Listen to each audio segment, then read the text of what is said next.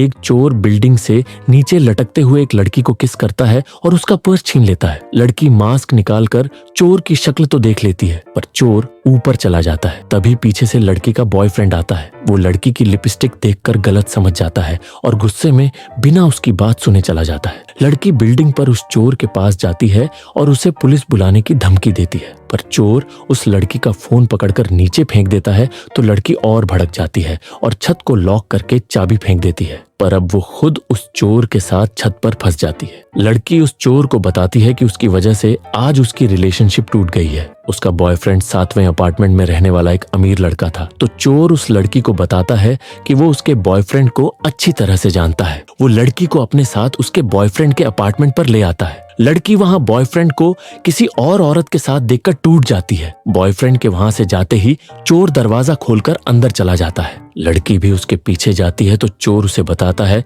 कि यहाँ पर पड़ी सभी चीजें बहुत महंगी हैं, वो उन पर गुस्सा निकाल सकती है। दोनों वहां पड़ी चीजों को तोड़ने लग जाते हैं और एक दूसरे के करीब आने लग जाते हैं। थोड़ी देर बाद चोर उस लड़की को प्रपोज कर देता है और दोनों एक दूसरे में खो जाते हैं। जब लड़की का बॉयफ्रेंड वहां आकर कमरे की हालत देखता है और लड़की पर भड़क जाता है तो चोर उसे एक रस्सी से पकड़ लेता है, पर तभी वहां एक पुलिस वाला आ जाता है। तो चोर अपनी चुराई हुई चीजों का इल्जाम उसके सर डालकर उसे पकड़वा देता है। सब कुछ शांत होने पर चोर लड़की को बताता है कि उसका बॉयफ्रेंड भी उस चोर का साथी था और वो ही उससे ऐसे काम करवाता था। वो लड़की से चोरी छोड़ने का वादा करता है और दोनों एक दूसरे को अपना लेते हैं।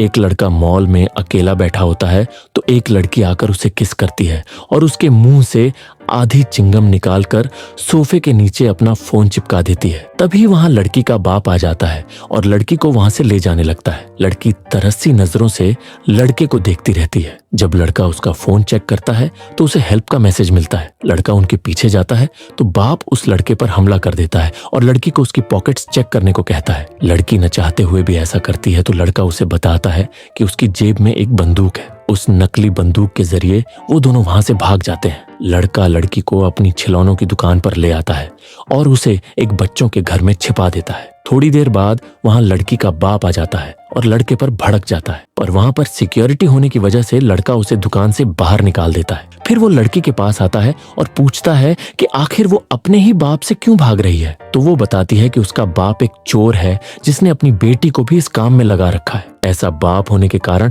उसका पूरा बचपन खराब हो चुका है। तो लड़का उसे पुराना वक्त भूलने का कहता है और लड़की के साथ बच्चों की तरह खेलने लग जाता है। इससे वो दोनों एक दूसरे के बहुत करीब आ जाते हैं और वही सो जाते हैं। पर रात को बाप वहां अंदर घुस जाता है और लड़की को धमकाने लग जाता है। तो लड़की वहां के सारे पैसे बाप को देखकर अलार्म बजा देती है। बाप वहां से भाग जाता है और लड़का भी जाग जाता है। जब सिक्योरिटी वहां आती है तो सारा इल्जाम अपने सर ले लेती है। वो लड़के को बताती है कि उसका बाप उसे जीपीएस की वजह से ढूंढ लेता है, इसलिए जेल ही एक सेफ जगह बची है। पर लड़का सिक्योरिटी को जाने का कह देता है और लड़की को उसके साथ एक नई जिंदगी शुरू करने का कहता है। एक फौजन बहुत सालों बाद अपने पति से मिलने आती है, पर वो देखती है कि उसके पति ने दूसरी शादी कर ली है और उसकी पत्नी भी प्रेग्नेंट है। फौजन गुस्से में वहाँ से जाने लगती है तो पति उसके पीछे जाता है। वो उसे बताता है कि वो आज भी उससे प्यार करता है, पर बहुत सालों तक उसकी कोई खबर न मिलने के कारण ही उसने दूसरी शादी की है। इससे फौजन का दिल पिघल जाता है और दोनों एक साथ वक्त बिताते हैं। जब फौजन आखिरी अलविदा कहकर जाने लगती है तो अंदर से पत्नी की आवाज आती है। उसकी डिलीवरी होने को थी और हॉस्पिटल जाने का वक्त भी नहीं था, इसलिए फौजन ही बच्चे का जन्म करवाती है। एक लड़की जन्म लेती है जिसे वो पति को सौंपकर वहाँ से चली जाती है। बच्ची के बड़े होने पर पत्नी आदमी को छोड़कर चली जाती है। कुछ दिनों बाद जब वो अपनी बेटी को घुमाने ले जाता है तो दोबारा फौजन से टकराता है। वो उसे अपनी पत्नी के बारे में बताकर अपनी बेटी दिखाता है